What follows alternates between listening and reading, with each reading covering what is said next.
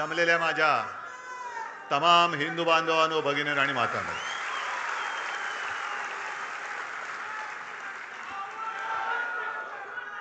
आज शिवसेनेचा 60वा वर्धापन दिन आहे आणि 60वा वर्धापन दिन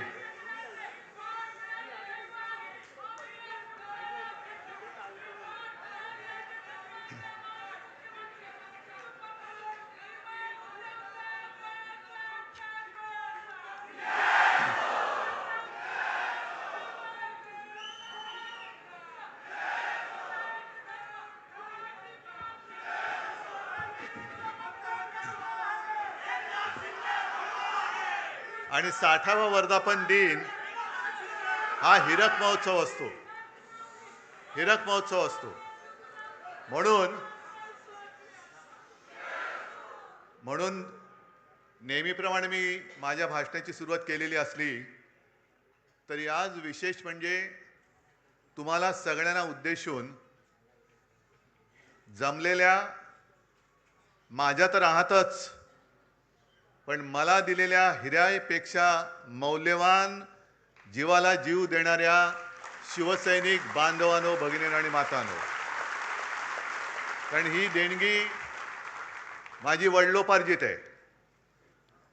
त्याच्यामुळे कोणी मायकल लाल ही देणगी माझ्यापासून हिरावून घेऊ शकत नाही. आजचा वर्धापन दिन अनेकांना वाटलं असेल की दुःखी आणि कष्टाने खचून गेलेला शिवसैनिक इथे दिसेल, पण इकडे एक सुद्धा शिवसैनिक खचलेला नाही, उलटा पेटलेला आहे.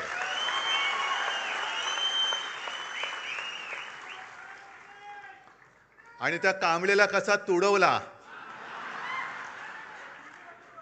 पुढचं तुम्हाला माहिती आहे. कारण अनेक जण मला सांगतात की उद्धवजी आता तरी आदेश द्या. म्हटलं आदेश बाळासाहेब कधीच देऊन गेलेत.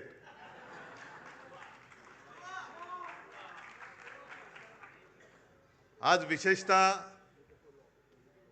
4 खासदारांचा सत्कार तर केलाच, त्यांच्यासोबत आपले हक्काचे 20 आमदार आहेत.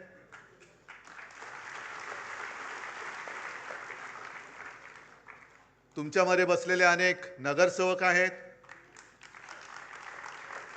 आणि या चॅनलच्या माध्यमातून देशाच्या कानाकोपऱ्यात शिवसेना आणि बाळासाहेब प्रेमी हा कार्यक्रम बघतायत. तुमचा सत्कार कसा करायचा?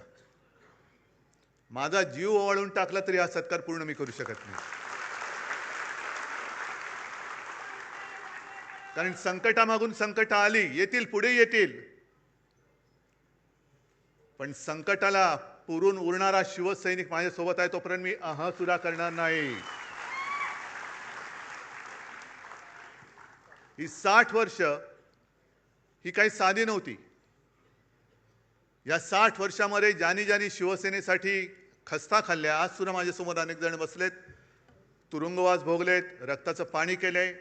त्यातले काही जण आपल्यात आहेत, काही जण आपल्यात नाही आहेत. त्या सगळ्यांना मी विनम्र अभिवादन करतोय.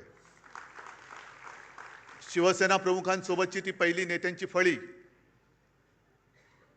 ती त्यावेळेला जी सगळी होते, मनोहर जोशी, सुधीर जोशी, वामनराव, प्रमोद नवलकर, दत्ताजी नलोडे, किती नावं घ्यायची. या सगळ्यांनी जे जे काही त्यावेळेला कष्ट घेतले, ते कष्ट आज महाराष्ट्राच्या कानाकोपऱ्यात आपल्याला दिसत आहेत. संकट अनेक आली, हे काय संकट नाहीच आहे. मगाशी चंदन शिवे जे बोलले तेच माझं मत आहे की ज्या वेळेपासून आपण आपलं यश अपयश हे निवडणुकीच्या निकालाबरोबर तुलना करायला लागलो, तिकडे आपण फसलो. शिवसेना जे उत्तर शिवसेना प्रमुखांनी माझ्या समोर, तेव्हाचे जे होम मिनिस्टर होते, मला वाटतं इंद्रजित गुप्ता, आपली सत्ता होती, आपलं सरकार होतं, आणि एक घटना अशी घडली होती की जणू काय आता हे सरकार बरखास्त करणार. आणि ते गृहमंत्री आले होते, शिवसेना प्रमुखांना त्यांनी भेटायची इच्छा व्यक्त केली. शिवसेना प्रमुख गेले, मी सोबत होतो, आणखी नेते तेव्हा सोबत होते. आणि इंद्रजित गुप्ता म्हणजे किती जणांनी त्यांचा फोटो पाहिला असेल मला माहिती नाही, पण त्यांचा चेहराच असा होता की जणू काही बुलडॉग समोर बसलाय. आणि त्यांनी सुरुवात अशी केली आणि सगळं बोलल्यानंतर बाळासाहेबांनी त्यांना सांगितले, तुम्ही काय कराल? माझं सरकार बरखास्त कराल ना? एक लक्षात घ्या, आम्ही सत्तेसाठी जन्माला आलेलो नाही, सत्ता आमच्यासाठी जन्माला आलेली आहे.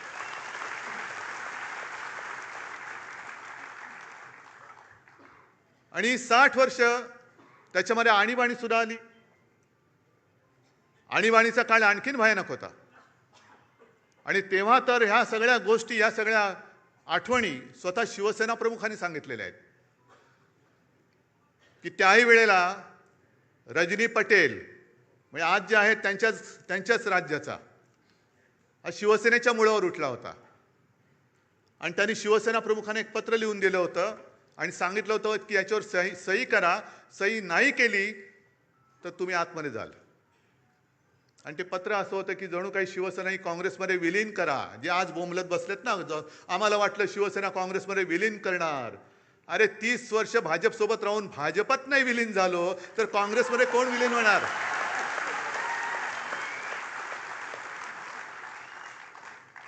आणि शिवसेना प्रमुखांनी उत्तर दिलं होतं, मी सही करणार नाही, फेकून दिलं पत्र आणि सांगितलं, जा तुझ्या पटेलला सांग, ज्या क्षणी तुम्हाला हात लावशील तेव्हा बाहेर तुझी आरती उठलेली असेल, प्रेत यात्रा निघेल तुझी बाहेर.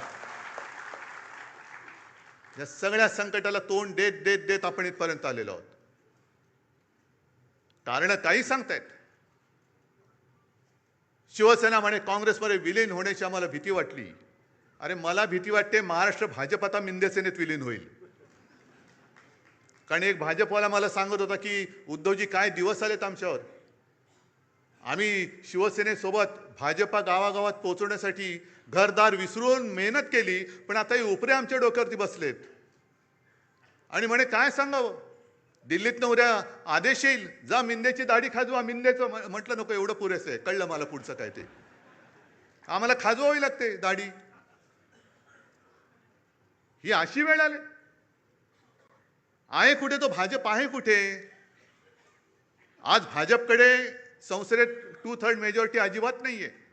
पण जेवढे भाजपाचे खासदार आहेत त्याच्यात 2/3 सगळे बाहेरचे आहेत, सगळे काँग्रेसमधले आहेत, इथले तिथले आहेत. म्हणजे जे मी लोकसभेच्या निवडणुकीत बोलत होतो तेच मगाशी कोणतरी एक कवी बोलले की अरे तुम्हाला राजकारणात पोरं होत नाही म्हणून आमची का पळ होत आहे?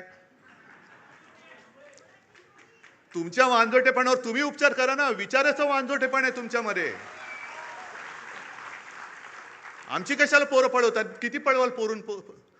आमची काय तुमची पोरं पळवणारी टोळी म्हणून आमची पोरं पुरवणारी टोळी नाहीये. किती किती घेऊन जाल तुम्ही? आणि काय उद्धव ठाकरे कोणाला भेटत नाहीत. बरं उद्धवजी नाही तर आदित्य ठाकरे फिरले पाहिजेत. मग मी जर कोणाला भेटत नव्हतो तर गदाड्या तू निवडून कसा आलास? लोकसभेच्या वेळेला सुद्धा तुमच्या सगळ्यांच्या सोबत प्रत्येक लोकसभेमध्ये किमान 6 ते 10 सभा मी तेव्हा घेतल्या होत्या. 6 ते 10 तेव्हाही निवडून आलेले आहेत. पण जर का मी असं गर्वाने म्हटलं की मी तुला तिकीट दिलं, मी तुला निवडून आणलं, मी तुला मंत्री केलं, मी तुला आमदार केलं, मी तुला विधानसभेतल्या मंत्रिपदाची तिथली खुर्ची दाखवली, तर हा माझा गर्व असेल. पण मी गर्वाने नाही बोलू शकत, कारण मला माहिती आहे की उद्धव ठाकरेला किंमत नाही, उद्धव बाळासाहेब ठाकरेला किंमत आहे.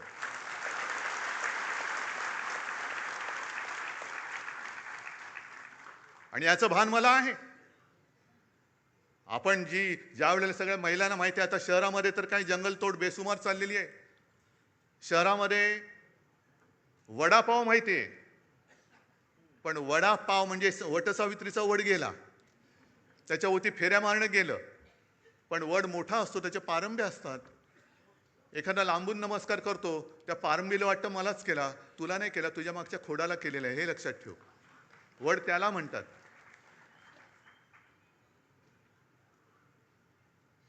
आणि मातोश्रीवरती शिंतोडे उडवत आहेत. मला कळत नाही ही कुठली अवलाद. म्हणजे ज्या शिवसेना प्रमुखांनी मराठी माणसाच्या आणि हिंदूंच्या रक्तामध्ये स्वाभिमान रुजवला, त्या रक्तामध्ये हे भेसळ कुठून आणली? ही कोणाची अवलाद आहे? ते तर कळतंय, दुसऱ्याचे बाप चोरावं लागतायत.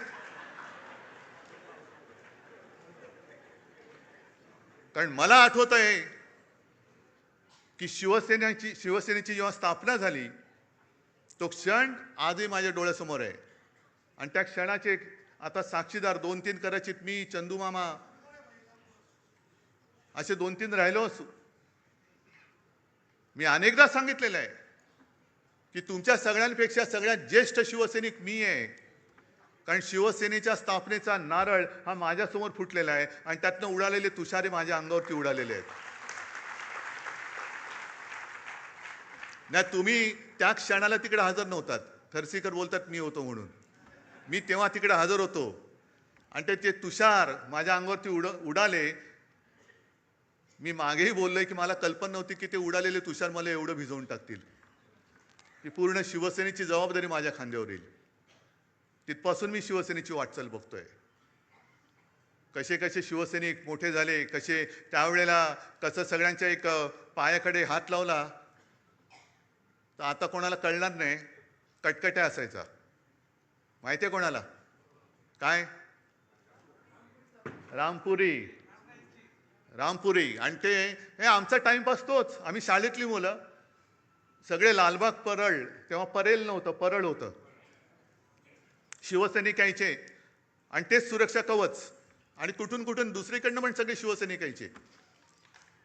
आणि मग प्रत्येक जण दाखवायचा, बघा माझा 8 काठ्याचा आहे. म्हणजे त्याला टक टक टक टक टक 8 आवाज यायचा, 11 काठ्याचा, असे सगळे ते होतं. आणि ते बघत बघत आम्ही लहानाचे मोठे झालो. तेव्हाच्या सगळ्या मारामाऱ्या एकतर म्हणजे म्हणतात ना, एक तू तरी राहशील तरी नाही तर मी तरी राहीन, तशा त्या मारामाऱ्या व्हायच्या.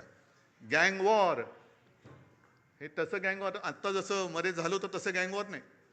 वाड्यांची फाईट, सोडा वॉटरच्या बाटल्या, दगडफेक वगैरे सगळं तिथून बघत बघत बघत आता जे सुरू झालंय ते सगळं काय त्याला म्हणतात, ट्रोलिंग.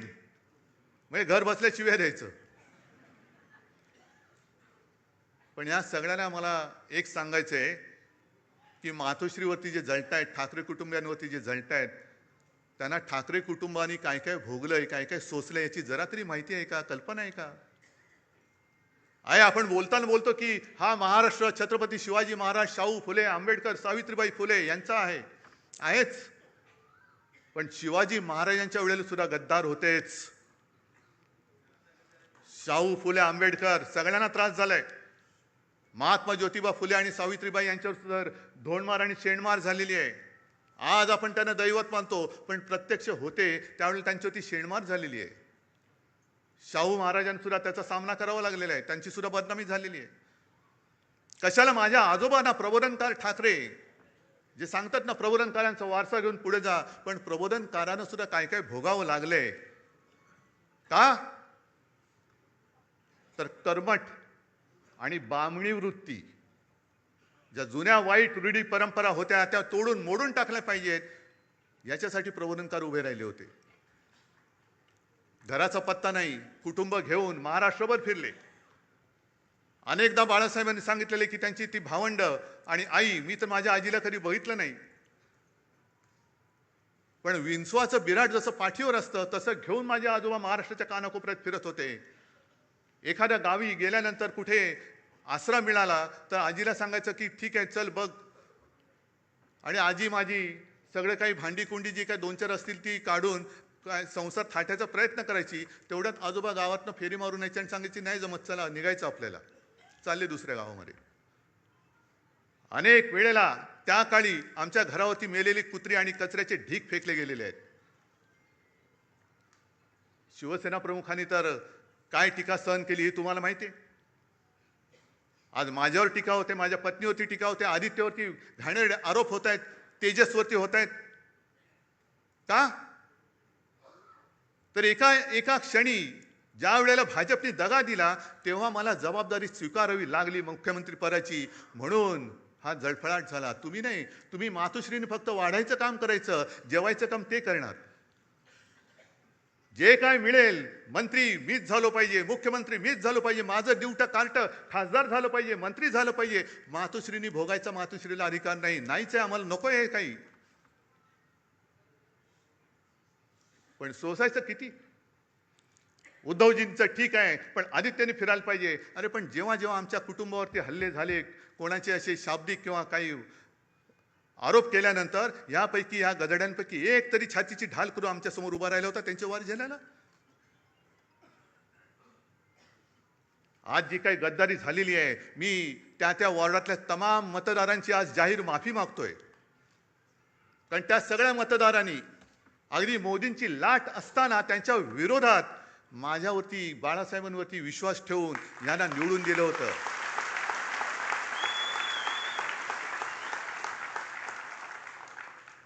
जे आम्हाला डिवचलं जात होतं की तुमची मोदींच्या चेहऱ्यावरती खासदार निवडून आलेत, मोदींचा चेहरा न वापरता आपल्या शिवसेनेचे 9 खासदार डौलाने निवडून आले होते. काही थोडक्यात गेले एक तरी इथली तर सीट चोरलीच. कुठे होते मोदी? आणि त्याच्यानंतर म्हणजे तेव्हा भाजपचे 20 पेक्षा जास्त खासदार ते पण 9 झाले. आणि आज परत फोडाफोडी कशासाठी फोडताय? काय मिळवायचंय काय तुम्हाला? म्हणजे सत्ता पिपासू किती व्हायचं?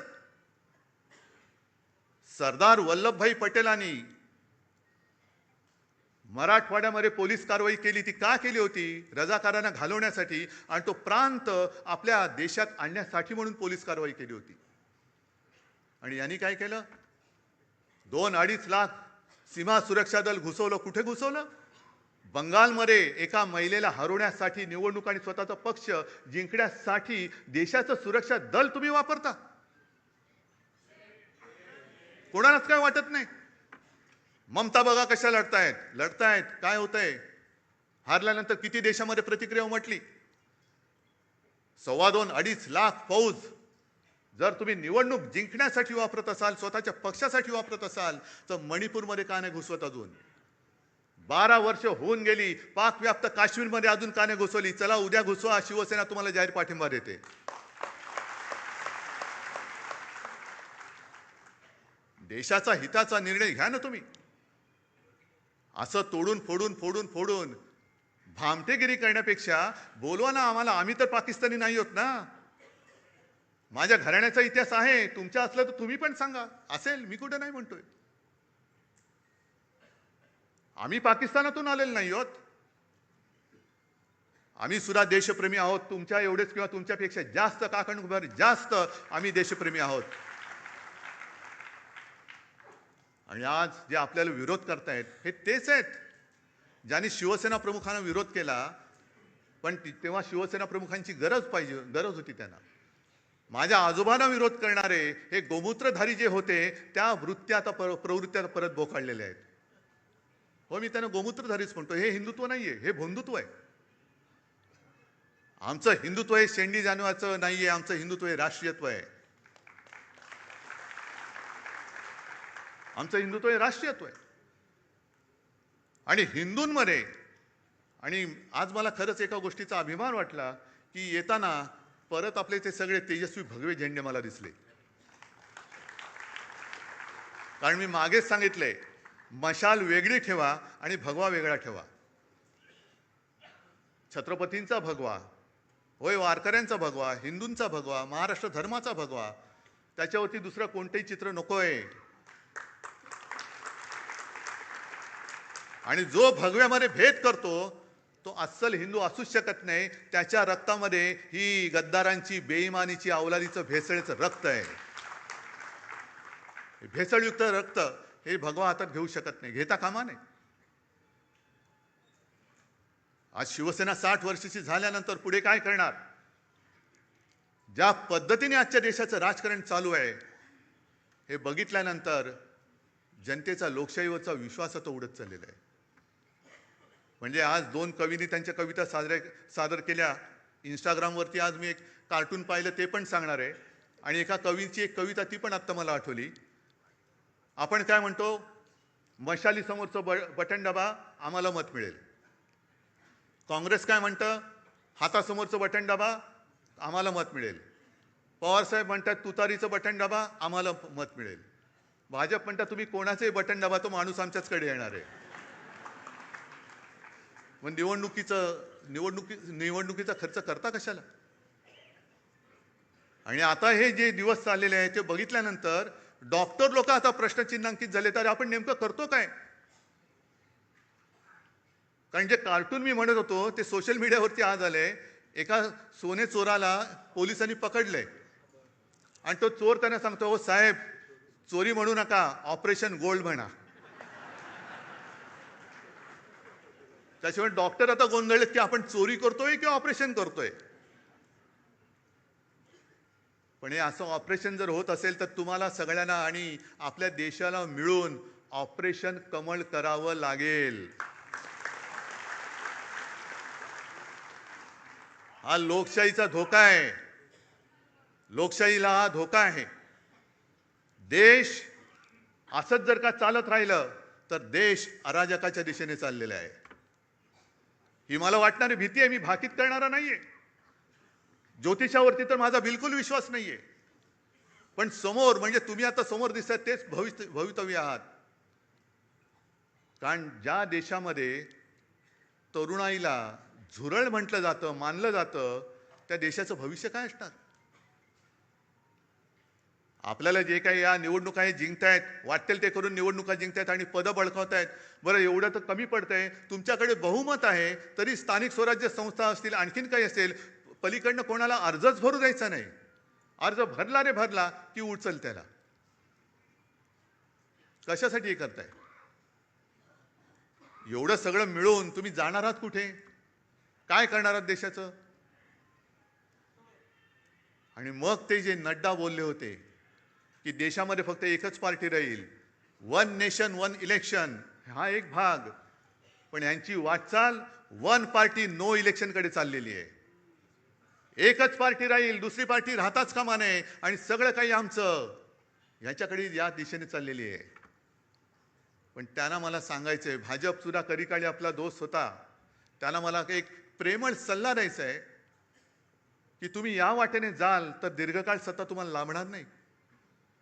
आणि ज्यांना आपण आपल्या देशाचं भाग्यविधाते समजतो त्या तरुण मुलांना जर का तुम्ही झुरळ समजत असाल तर एक लक्षात घ्या, आपलं स्वातंत्र्य हे निवडणुका जिंकून मिळालेलं नाही. त्या वयातल्या मुलांनी क्रांती केली म्हणून आपल्याला स्वातंत्र्य मिळालेलं आहे. ती मुलं जर का पेटली तर हे तुमचं सरकार सुद्धा राहणार नाही. काढा ना, काय वय होती? खुदिराम बोस 17 वर्ष, अनंत लक्ष्मण कानेरे काय वय होतं? भगतसिंग काय होतं वय होतं? राजगुरू काय वय होतं? ही सगळ्यांची वय काढा. ही आताचा जो काही शब्द आहे जेनझी, त्या जेनझीच्या वयोगटातली सगळी मुलं होती. काय बेकार होती? अशीच फिरत होती. त्यांना काय उद्योगधंदे नव्हते. चाफेकर बंधू किती वर्षाचे होते? पण त्यांना माहिती पण नव्हतं देश स्वातंत्र्य नाही, माझा देश गुलाम आहे, माझी भारत माता गुलामगिरीत राहता कामा नये. मेलो तरी 72, पण मी माझ्या देशाला स्वतंत्र करेन. आता देश म्हणजे कोण? आपण. देश म्हणजे मला एक शाळेमध्ये धडा होता, देश म्हणजे देशातील माणसं, दगडधोंडे नाहीत. आपण सगळे आहोत, पण आपलेच जर का दगडधोंडे झाले तर मग हे स्वातंत्र्य उपभोगणारे कोण? कोण उपभोगणार आहे? बरं, चला एक असा विचार करून चालतो की याच्या पुढे शिवसेना निवडणूकच लढवणार नाही. काय करणार आहेत बोला? काय करतील? बरं, तुमच्यापैकी किती राहतील माझ्यासोबत? बघा, एकही तिकीट मिळणार नाही. मग काय करतील?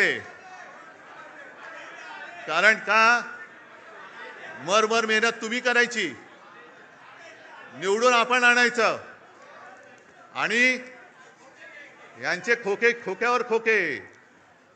म्हणजे शेतकरी रडतोय, त्याच्या मालाला हमी भाव नाही, पण आमदार खासदाराचा हमी भाव ठरलेला आहे. म्हणजे शेतकऱ्याला, ते कैलास पाटील परवा सांगत होते, ते सांगतील शेतकऱ्याला आता कर्ज माफी त्यांनी दिले. आपण मुक्त म्हणतो, ते माफी म्हणतायत. कर्जमाफीमध्ये त्यांनी अशा अटीतटी शर्ती टाकलेल्या आहेत की शेतकरी म्हणाल मेलो तरी चालेल पण तुझं कर्ज नको, मी भीक नको, पण कुत्रावर. म्हणजे शेतकऱ्याला तुम्हाला धड कर्जमुक्त करायचं नाहीये, शेतकऱ्याच्या मालाला किंमत द्यायची नाहीये, पण नुसते आमदार खासदार आणि नगरसेवक आणि हे विकत घ्यायचेत. वा, एवढा पैसा आहे तुमच्याकडे? निवडणुकीच्या आधी लाडकी बहीण आणि आता 80 लाख महिलांचं ते त्यांची ओवाळणी काढून घेतलेली आहे. काय टर्रेबाजी करत होते, दाढी खाजवत फिरत होते. काय मिळाले की नाही, मिळाले की नाही. पण मला एका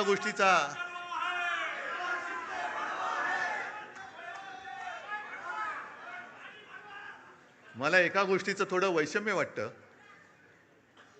की अरे मेहनत तुम्ही केले ना, मत तुम्ही दिले ना, मग जाब विचारण्याचा अधिकार तुम्ही का सोडताय? का नाही जाब विचारत? हिम्मत होते कशी? होते कशी? आदेश काय देऊ?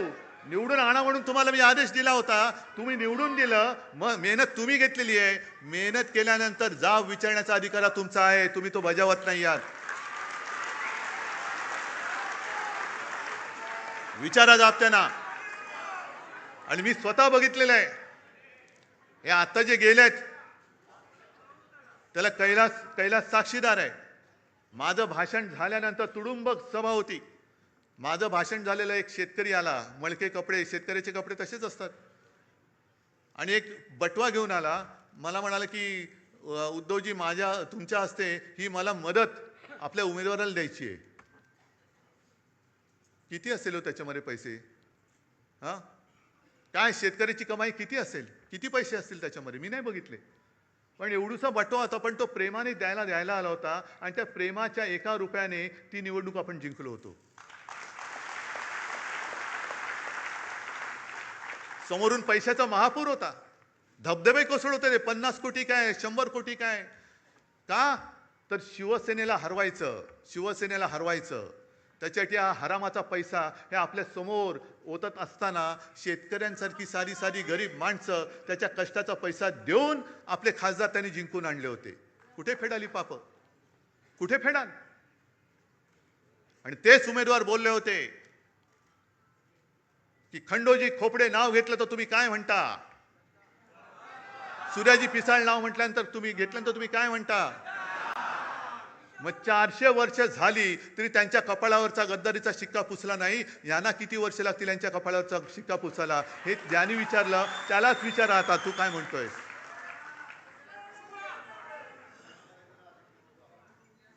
तुम्ही महाराष्ट्राचा विश्वासघात करता. अरे त्यावेळेला आपल्या महाराष्ट्राने तो त्यांचा अश्वमेध अडवला होता. हा पराक्रम महाराष्ट्राने केलेला आहे. त्याही वेळेला काँग्रेस सोबत होतीच ना. काँग्रेसच्या नेत्यांच्या सभा तुम्हाला हव्या होत्याच ना. आज एकदम तुम्हाला वाटायला लागलं की शिवसेना काँग्रेसमध्ये विलीन होईल.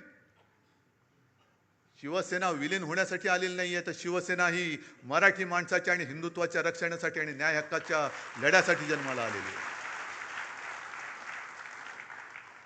आणि मग काँग्रेसचा विषय काढलाच आहात तर तेही तुम्हाला सांगतो, काँग्रेसने सुद्धा आपल्याला छळलंच नाही, म्हणतच नाही मी.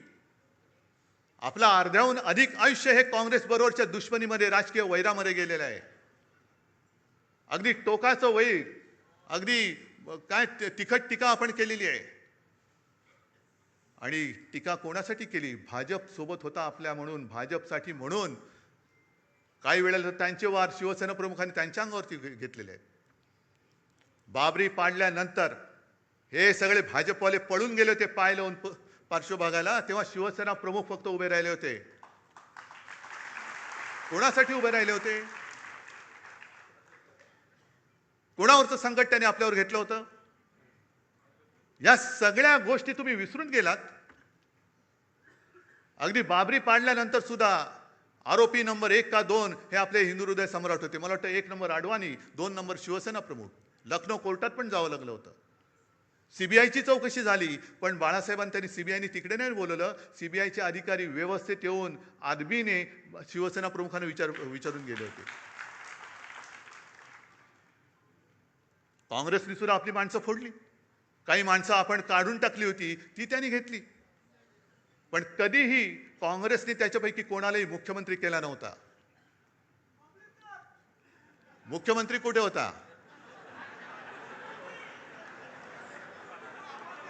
कधी काँग्रेसने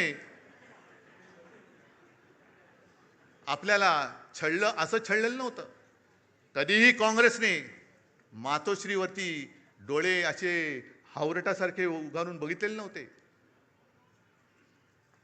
पण आज भाजपा शिवसेना मुळासकट उखडून टाकायला निघालेला आहे. मातोश्रीला बदनाम करायला निघालेला आहे. हा फरक आहे. आणि ही संस्कृती भले काँग्रेस कोण असेल ती असेल, पण तुमच्या हिंदुत्वापेक्षा काँग्रेस त्यांच्या शब्दाला जागलेली आहे. ज्या मातोश्रीने, ज्या बाळासाहेबांनी, कोण तुम्ही असाल, तडीपार होतात, कशासाठी तडीपार झाला माहिती नाही, आपला वाचो याला, तुम्ही काय केलंय, काही का असे नाही, असू दे त्याला, बसू दे त्याला. हे सगळं बाळासाहेबांनी सोसलं, भोगलं, त्याची फळं तुम्ही आम्हाला दाखवताय. राजकारण हे एवढं गडूळ कधीच झालेलं नव्हतं. खरं म्हणजे राजकारणामध्ये 2 माणसं इकडे तिकडे गेली, 4 माणसं, हे ठीक आहे, पण पक्ष तुम्ही संपवायला निघालेला आहात. ज्या पक्षाने तुमचं बोट धरलं नसतं, तर तुम्हाला कोणी ओळखलं नसतं, तुम्ही तिथेच त्याच वेळेला गाडले गेला असतात, त्यांना तुम्ही आज संपवायला निघालात. बरं, आज मी आणखीन मुद्दामून एक हे ऐकवतोय. हे आता जे त्यांचं चाललेलं आहे सगळं, की टू थर्ड, हे कायदेतज्ञ उल्हास बापट, की 2/3 लोकांची संमती असावी लागते, या मुद्द्याचा आधार घेतला जातोय. पण तो अर्धवट आधार घेतला जातोय. आता 10व्या शेड्यूलमध्ये असं म्हटलेलं आहे की जर का एखाद्या सदस्याने आपणून पक्ष सोडला तर तो डिस्क्वालिफाय होतो या 10व्या शेड्यूल खाली. आणि मग 4थ्या पॅरेग्राफमध्ये लिहिलंय की यातनं कोण कोण वाचू शकतं, तर पक्षाने जर का विलिनीकरण केलं आणि त्याला 2/3 सदस्यांनी जर का संमती दिली तर ते वाचतात. म्हणजे निर्णय जो आहे मर्जरचा तो पक्षाने घ्यायचा. या 6 लोकांकडे तो मर्जरचा निर्णय नाहीये. हे त्या तिकिटावर निवडून आलेले, तो पक्ष नाहीये, पक्ष वेगळा आहे. त्यामुळे इथे निर्णय जो आहे तो उद्धव ठाकरेंनी घ्यायचा आहे आणि मग जर का 2/3 असतील तर ते वाचतील. तर आता याच्यावर सुप्रीम कोर्टाने आतापर्यंत 4 वर्ष हा खटला पडू नये, अजून सुप्रीम कोर्टाने याच्यावर निर्णय दिलेला नाही. मला तर काही वेळा असं वाटतं की इतक्या उदात्त हेतूनी हा अँटी डिफेक्शन लॉ केला होता 85 साली, की ही जी संसदीय लोकशाही आहे त्याचा आत्माच मुळी पक्ष पद्धती आहे. तर ती निकोप ठेवायची असेल तर पक्षांतर बंदी कायदा पाहिजे म्हणून हा केला. त्याचं इतकं विकृतीकरण गेल्या काही दिवसांमध्ये केलंय 4 वर्षामध्ये, आणि सुप्रीम कोर्ट गप्प बसलंय. तर मला तर काही वेळा असं वाटतं राज्यघटना शिकवणारा म्हणून, की या विकृतीकरणाला सगळ्यात जास्त कोणी जबाबदार असेल तर सुप्रीम कोर्टच जबाबदार आहे.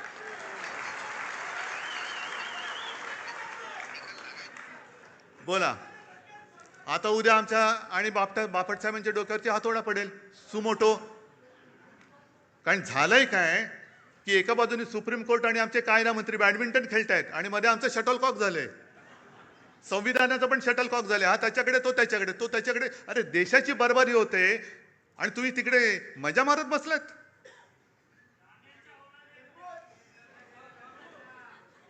पण आता विचार सगळ्यांनी केला पाहिजे, केवळ शिवसेनेने नाहीये. हा विषय शिवसेनेचा नाहीये.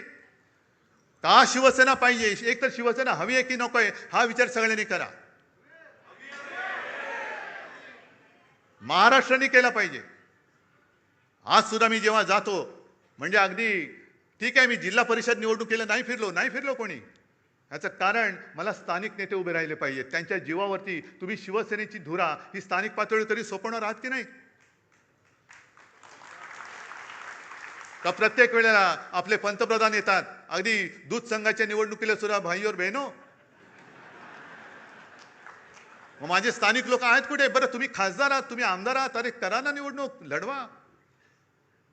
पण ज्या वेळेला आपत्ती आली होती मराठवाड्यावरती, या गेल्याच वर्षी जमीन वाहून गेली होती, शेतकऱ्याची जमीन, महापुरामध्ये घरं वाहून गेली, भांडीकुंडी वाहून गेली, वह्या पुस्तकं वाहून गेली. तेव्हा मुख्यमंत्री उपमुख्यमंत्री कोणी आले नव्हते. मी आणि माझ्या बरोबर हे सगळे अंबादास, चंद्रकांत खैरे साहेब, कैलास वगैरे त्यावेळेतले सगळे आमदार, खासदार आणि आपले शिवसैनिक त्यांच्या मदतीला धावून गेले होते. मी मुख्यमंत्री होतो. ते सांगावं का लागतंय? कारण लोक विसरतात. कोणी न मागता कर्जमुक्ती ती सुद्धा कोणत्याही प्रश्नाशिवाय मी केली होती.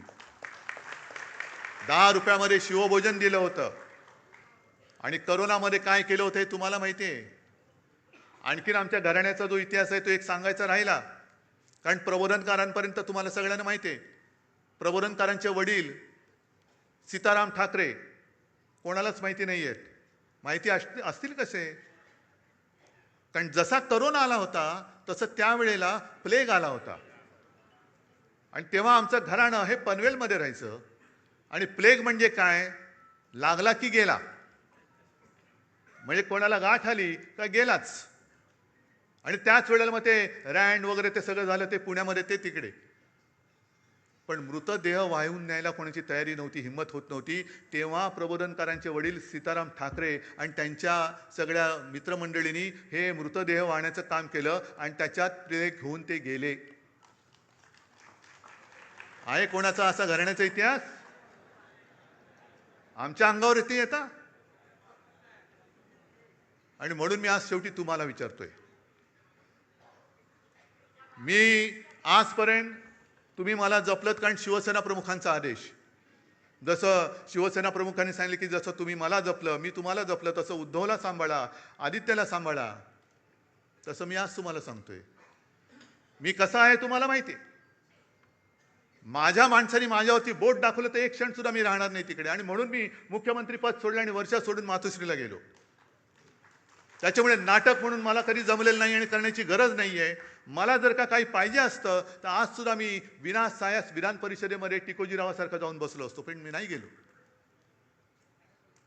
म्हणून मी आज तुम्हाला सांगतोय, विचार करून उत्तर द्या. 60 वर्ष पूर्ण झालेली आहेत. गेली जवळपास 12-13 वर्ष मी तुमची नेतृत्वाची जबाबदारी सांभाळतोय. पण जे आरोप माझ्यावरती होत आहेत ते जर तुम्हाला खरं वाटत असतील तर तुम्ही मला सांगायचं, मी आत्ता या पदावरनं पाय उतारवायला तयार आहे. फक्त माझी एक अट आहे की ही सोन्यासारखी शिवसेना चोराच्या दरोडेखोराच्या हातात जाऊ द्यायची नाही. तुमच्यापैकी एक शिवसैनिक येऊ द्या, तो शिवसेना पक्षप्रमुख बनेल, मला त्याचं सुद्धा कौतुक वाटेल. मला नेतृत्वाची सोच नाही, मला नेतृत्वाची हाव नाहीये. मी आत्ता हे पद सोडायला तयार आहे. पण कोणी लाचार, गद्दार, भेसळयुक्त रक्ताचा माणूस माझ्यावरती आरोप करत असेल तर त्याला उत्तर हे तुम्ही द्यायचं आहे. बाकी मी डगमगलेलो नाहीये, मी खचणारा नाहीये. अनेक संकट आली, अनेक वादळं आली, मी पळणारा नाहीये. मी पहाडासारखा उभा राहीन, जबाबदारी स्वीकारेन. पण तुमच्या मनात जोपर्यंत विश्वास आहे तोपर्यंतच हे मी करेन. आणि ज्या क्षणी तुम्हाला वाटेल त्या क्षणी मी हे पद सोडल्याशिवाय राहणार नाही. जय हिंद, जय महाराष्ट्र.